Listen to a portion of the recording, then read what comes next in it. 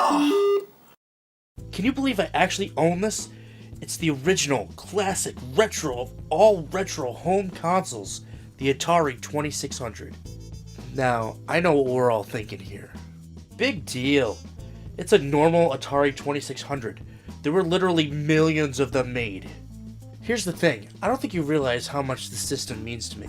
This is literally the first console I ever played. I wasn't even born when this console was out. Heck, I was 1 year old when the Super Nintendo came out, 2 generations later. But when I went to my friend's house, I saw that glorious wood grain with spaceship knobs sitting under the TV, and all I could think of was, wow, look at this! I need to see what that magnificent piece of technology is. Okay, maybe it was more like, oh cool, what's that? I got this console from a friend of mine, and I was skeptical at first.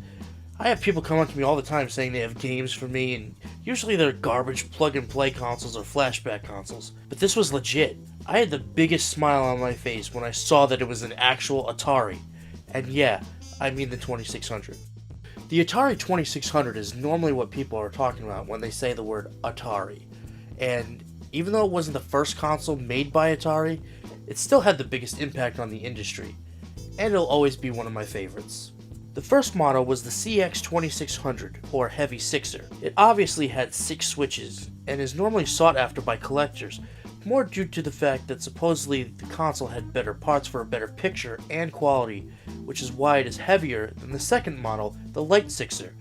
This one is pretty much the 70s version of the PS4 Slim. Alongside the Heavy Sixers was the Sears version, called the Video Arcade under the brand Telegames. The only difference is the aluminum trim. Now moving on to about 4 years later, we get to the 4-switch model, which is the one I have, the 4-switch Woody. This version took out the left difficulty and right difficulty to cut costs and move them to the top. I don't really know why. Other than that, they made a blacked out 4-switch console nicknamed Darth Vader, which finally bid farewell to the wood grain. They also released a 2600 nicknamed the Atari Junior in 1986. It was only released as a budget console for people who couldn't afford the newly released Atari 7800. I know you're not here for a history lesson, but it's just really cool to see how many different versions of the Atari 2600 were released. And it's cool to see that nowadays we still see that with the Xbox, PlayStation, and now the Switch. So it's cool that something all the way back then still has an effect on things today. I'll go into detail about the games that I own for the 2600 in another video, but I just wanted to share how I feel about owning such a big piece of video game history. Now, if you ever decide to start collecting retro video games, there's really no better place to start than the 2600. I mean, it's one of the most iconic video game consoles of all time, and I'm so happy that I have it in my collection.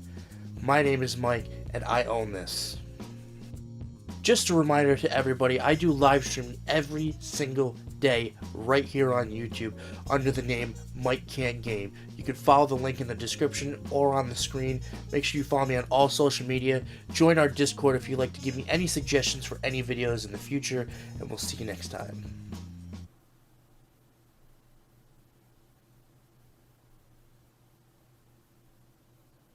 Okay.